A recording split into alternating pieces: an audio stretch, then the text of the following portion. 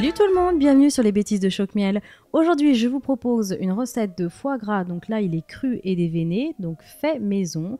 Vous allez voir, c'est très simple, pas de panique, suivez toutes les étapes en vidéo. Donc comme je vous disais, là, le foie gras est déveiné, donc un gain de temps assez énorme, donc surtout dans cette période de l'année. C'est très pratique, donc vous pouvez l'acheter, faut bien regarder sur le paquet. Donc là, c'est une qualité extra, donc j'ai pas eu besoin de le faire tremper dans un mélange de lait et d'eau toute une nuit. Là, il n'y avait pas besoin, donc vous regardez bien l'étiquetage, il faut qu'il y ait écrit extra. Donc vous le recevez tel quel, vous l'achetez tel quel, vous l'ouvrez, donc il faut vraiment écarter les lobes. Et il faut aussi être donc très précis dans la mesure du sel et du poivre. Donc c'est 10 g de sel pour 1 kg de foie gras. Donc là j'ai 500 g, j'ai donc mis 5 g. Donc c'est l'équivalent d'une bonne cuillère à café. On met 2 g de poivre. Donc là j'ai mis du poivre au baie rose. Vous pouvez mettre du poivre noir classique, du poivre blanc. Ça c'est vous qui voyez ce que vous aimez. Ensuite, vous n'êtes pas obligé de mettre de l'alcool. Donc moi j'en ai mis. Vous pouvez mettre du cognac, du porto, de l'armagnac, l'alcool que vous souhaitez. Et ensuite, voilà, donc vous étalez les épices, vous les écrasez un petit peu avec la paume de la main. Alors, pour les épices et l'alcool, on le fait de chaque côté. Donc, vous commencez par un côté, vous écrasez bien, vous retournez le foie gras et vous faites vraiment la même opération. Sinon, pour choisir un bon foie gras, alors c'est pas compliqué. Déjà, l'aspect va vous en dire beaucoup. Donc, il ne doit pas y avoir de traces de meurtrissure. Il doit vraiment être bien lisse. Il ne doit pas y avoir de traces de sang.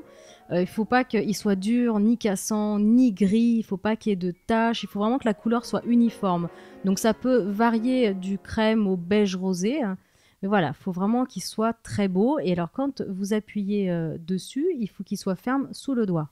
Revenons à nos épices. Donc là, c'est salé, c'est poivré, j'ai mis l'alcool. Vous pouvez, si vous voulez, même ajouter de la muscade. Enfin, vraiment, c'est à votre goût. Donc ensuite, vous le refermez, donc vraiment comme il était à l'origine. Et ensuite, vous allez le découper. Donc c'est suivant la taille de vos terrines. Donc moi, elle faisait 125 grammes, donc j'en avais 5. Donc je l'ai coupé en 5. Mais j'aurais pu faire 4 terrines de 125 grammes. Le foie gras, en fait, ça aurait fait des tranches un petit peu plus hautes et plus jolies. Donc pour la prochaine fois, voilà. Donc pour vous, chez vous, comme ça, vous savez quoi acheter. Vous avez le choix d'en faire 4 ou 5 plus petites. Alors, une fois que vous avez découpé donc, en 5 tranches ou 4, vous n'avez plus qu'à mettre donc, dans des bocaux. Alors là, les bocaux, ils sont lavés avec du liquide vaisselle. Et ensuite, je les ai ébouillantés plusieurs minutes. Donc vraiment ultra propre. J'ai aussi ébouillanté le caoutchouc qui va sceller le bocal à la fin. Donc là, c'est vraiment important parce que sinon, ça va pas se conserver du tout. Ça va pas marcher. Donc, faut avoir les mains très très propres. Faites bien attention. Donc, vous mettez en pot et alors vous n'hésitez pas à écraser avec vos doigts parce qu'il faut enlever, il faut chasser l'air. Donc, il ne faut pas qu'il y ait de petites bulles, pas de petits trous. Donc, vous appuyez bien, vous tassez le foie gras au fond. Et là, voilà, comme je vous dis, j'avais encore un petit peu de place. Donc, la prochaine fois, j'en ferai 4 et pas 5. Ensuite, vous placez donc le caoutchouc autour du couvercle. Et on va pouvoir passer à la cuisson. Alors, vous allez voir, c'est très très simple. Vous allez vous munir d'une cocotte. Si vous n'avez pas de cocotte, vous allez prendre une grande sauteuse avec des bords vraiment assez hauts. Vous allez plonger les bocaux au fond. Donc vous mettez des torchons pour éviter qu'ils s'entrechoquent entre eux pendant la cuisson. Donc vous en mettez un au fond, vous en mettez un autre autour des pots. Ensuite, vous allez immerger les pots entièrement dans l'eau. Vous allez ensuite allumer le feu, donc au maximum. Il faut porter l'eau à ébullition. Quand l'ébullition commence à apparaître, en fait, vous allez réduire un petit peu le feu et il faut laisser à frémissement pendant à peu près 35 minutes. Au bout de 35 minutes, vous allez éteindre le feu et là, vous n'avez plus rien à faire. Vous attendez jusqu'au soir que l'eau soit entièrement refroidie. Quand tout est froid, vous essuyez les bocaux, vous les placez au frigo et il faut au moins 6 heures avant une dégustation.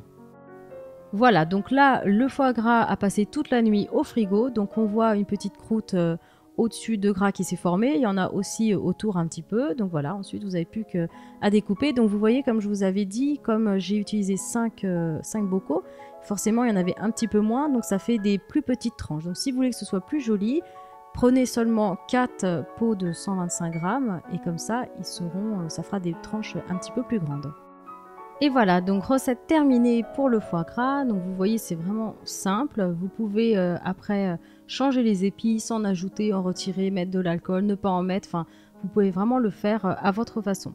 Voilà, comme d'habitude, les proportions sont sur YouTube, mais aussi sur Facebook en cherchant Choc-Miel. Vous pouvez me suivre sur Twitter en cherchant Choc-Miel Cooking. Et moi, je vous dis à très bientôt pour de nouvelles vidéos.